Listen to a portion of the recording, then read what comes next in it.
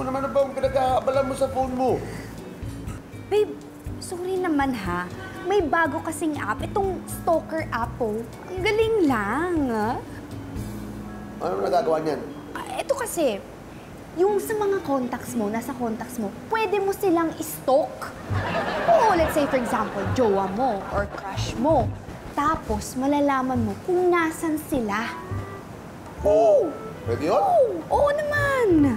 O sige, ito. For example, isa-stalk ko tong frenemy ko na si Marjorie. Okay? Oh, tinan mo. Ay, nako! Sinungaling. Sabi niya sa akin, magre-review siya. Eh, nasa sinehan siya eh. Ano tong babae? Ngayon yan? Oo! Real time to, babe! Wow! Oh, eto ha. Isustalk din natin itong si Sir Romel, itong matandang prof namin. Tignan mo ha. Oh my gosh! Nasa sinehan din siya. Pareha sila ni Marge. Sabi ko na nga ba talaga, kaya pumapasa lagi to sa exam itong frenemy ko. Kasi ginawa niya pala yung prof namin. Naku, pumapatol talaga sa matanda. Nakakainis talaga eh. Galing ng app na yan, ha? Oo naman. Kaya hindi mo ko pwedeng lokohin. Bakit naman kita lulukuhin? Ano ba namang hindi ako manlolo? Naku talaga ha. Sinasabi ko sa'yo. Kisa ko. Ay, naku talaga. Hoy! Mamya ka?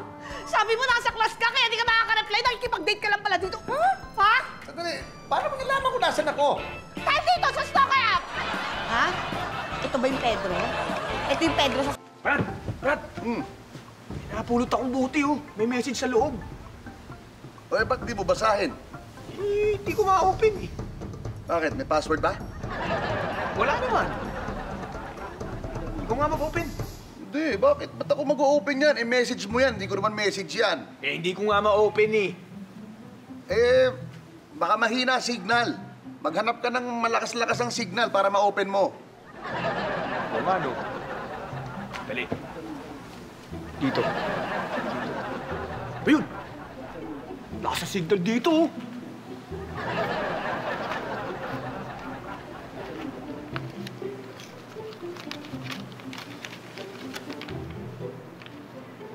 Sus.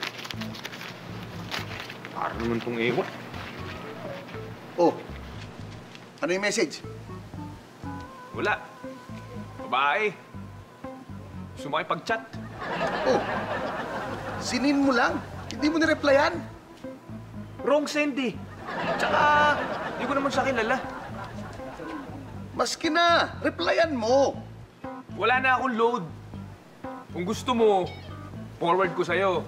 Tapos ikaw mag-reply. Sige, forward mo sa akin.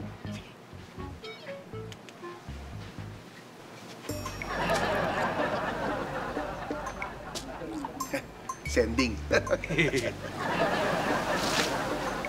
Uy! Ayun na! Ikaw kumuha! Ayun na. Oh, Hindi ko buksan. bakit? Baka walang signal. Ay, oo nga. Hindi ko ba tayo rin? Mansi ka pa konti. Diyan malakas eh. Wala pa rin. Just do it with a BBL.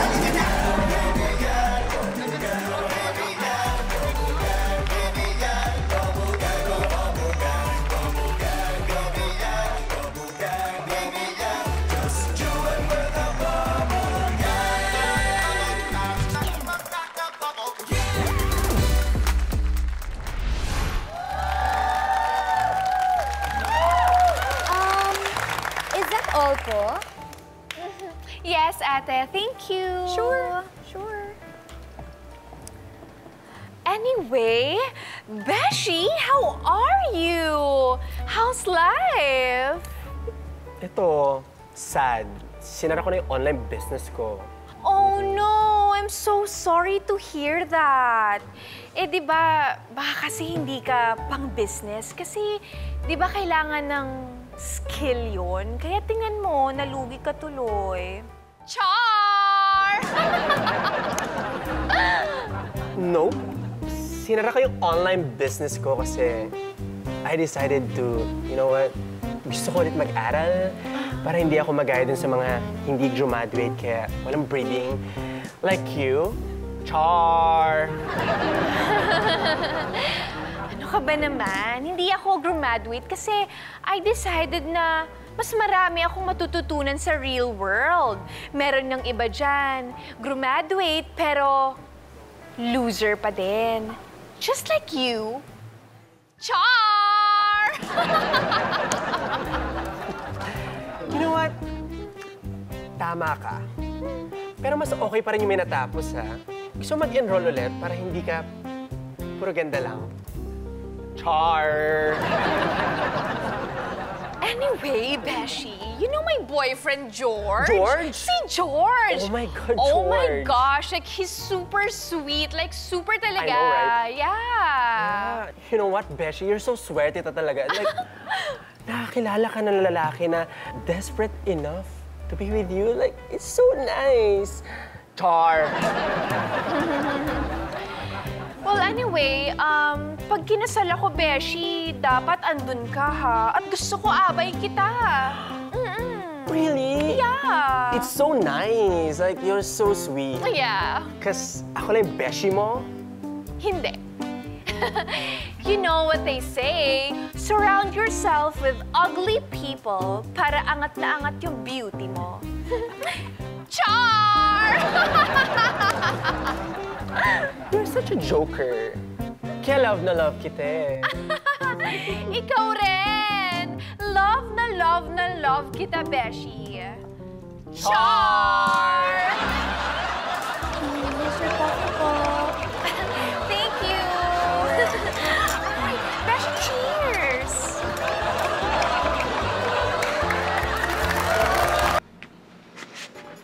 Boy, I'm so sorry I'm late. Opo, may kukonsulta lang po sana ako. Ay, ano ba ikukonsulta mo? Buntis ko kasi si Mrs. Hindi ko alam yung gagawin ko eh. Wow, pang ilang baby nyo na ba ito? Panganay ho, una.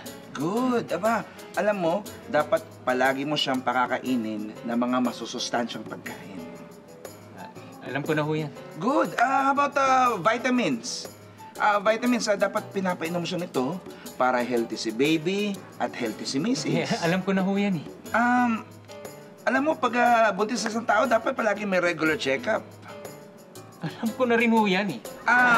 Mood swings. May mga mood swings sa mga buntis, kaya dapat marunong kang pakisamahan sila. Alam ko na rin yan eh. Alam mo na lahat. Ano pa bang ipapakonsulta mo? Dok, ang gusto kong malaman, anong gagawin ko kapag manganganak na si Mrs.? Kailan ba siya manganak? Iniwan ko sa bahay, kasalukuyan nanganganak na eh.